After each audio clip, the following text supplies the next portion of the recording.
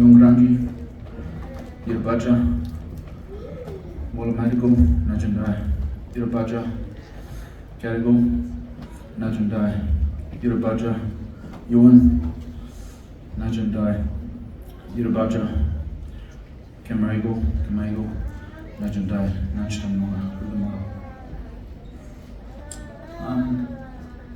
Good evening, guys. Thank you for allowing me to open up your special day on becoming Australians. Just to talk about what I just did there.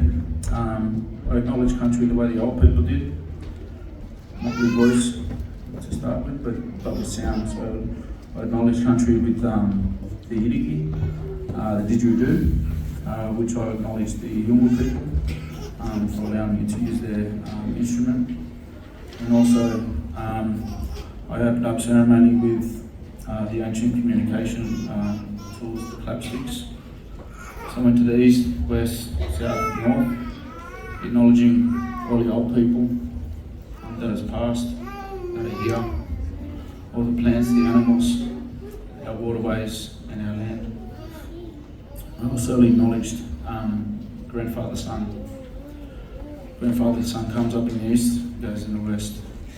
Grandfather son ceremonies are about gratitude and about being thankful and only living for the day. I went down south, which is from Yuan country, where my people come from, the far southeast coast, and where we are here today in Walamadigal. If I could ask you, wherever you live, wherever you work, if you could please acknowledge country, just yourself, and acknowledge the old people that are still there, because it's important that we acknowledge those old people. My red headband, it represents respect. Respect for our women, mainly. Because in my culture, women come first, then men. So we must remain respectful, because as men, we won't be here if it wasn't for our women, so we have to always remain respectful for our women. Respect for you fellas too, you know. Underneath my skin, underneath your skin, we all have the same colour, red and white, you know, the blood and bone. So it doesn't matter where you come from, what you believe in, we're all connected in some way, you know, spiritually. So we always have to remain respectful for each other. Another respect is for the most important thing out of the land. You know, if our old people looked after the land for thousands of years, now it's everyone's responsibility to look after the land together. Because look at all these kids around here. What are we leaving for them? What sort of country are we leaving for them? So every one of us here all has a responsibility to look after the country and make sure our kids have something to do for when they get old, and as well as their grandchildren too. So I thank you again for allowing me to open up your ceremony.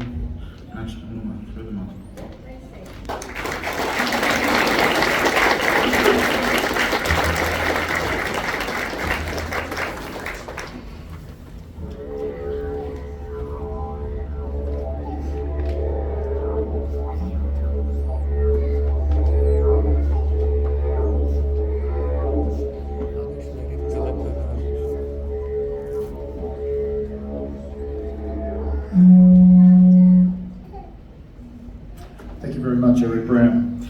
Please be seated.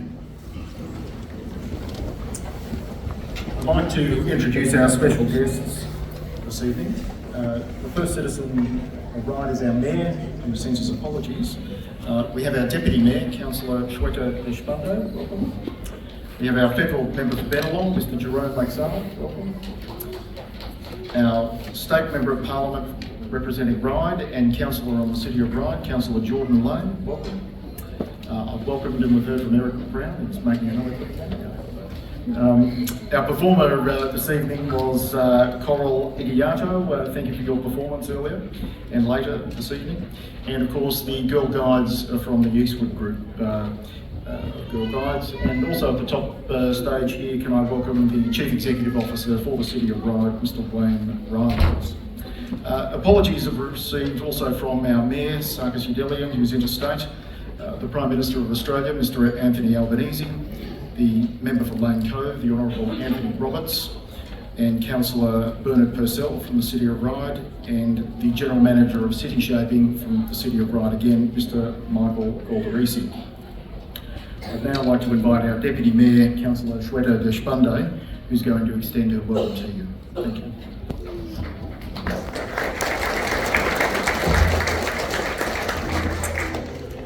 Good evening, everyone. Thank you, Councillor Brown. This is an amazing evening, isn't it? It's not too far ago that I was sitting right there, and for me, this is a very, very, very special occasion to invite you all to be Australian citizens. It's a beautiful country, Australia.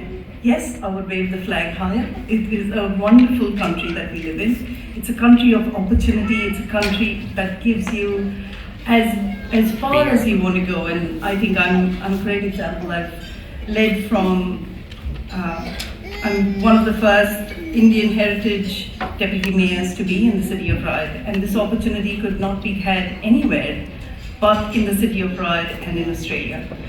So my journey as a country that Australia has offered, I live here, I have 2 kids and work full time, and it has just, the contribution that this local community has given is immense. So I would invite you to take part in this community. Ryde offers something for everybody. It has, I don't know where all of you live, but Meadowbank, we have waterways, we have some of the best universities with Macquarie University, we've got great public schools, we've got a great business park, and there are very few places in Sydney that offer such a wonderful lifestyle and work close by. The City of Ryde Council also offers some wonderful area of community and social services, and as you become Australian citizens, and I'm assuming a lot of you have lived here for quite some time, I urge you to be part of this community, to be here, to take part in the wonderful opportunities that we have within this city. And I won't speak for too long because it's quite late, but I would also like to say congratulations. And I will be speaking to you after some time. Right now, not as Australian citizens, but the next time I address you, you will be Australian. Thank you very much, Councillor Deshpande. I'd now like to welcome the Federal Member for Bennelong, Mr Jerome Laxale, who is officially representing the Honourable Andrew Giles MP, the Federal Minister for Immigration, Citizenship and Multicultural Affairs. Mr Laxale has an important message that he'd like to read from the Minister.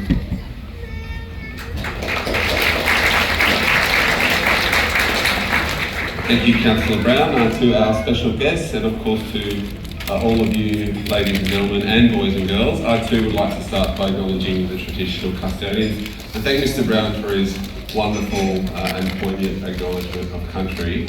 Now, I'm really proud to be part of a government that's committed to delivering the Uluru Statement from the Heart in full. And later this year, we'll have a referendum, an incredibly important referendum. And whenever I get the microphone, I always like to use the opportunity to put forward the case for a yes vote. We've only ever had 44 referendums in this country since Federation. Only 8 have been successful. So they're pretty rare to hold them and even rarer to win them. So in the next few months, you'll get the right to vote after becoming a citizen tonight, and you'll be put in a position where you'll be asked to vote yes or no.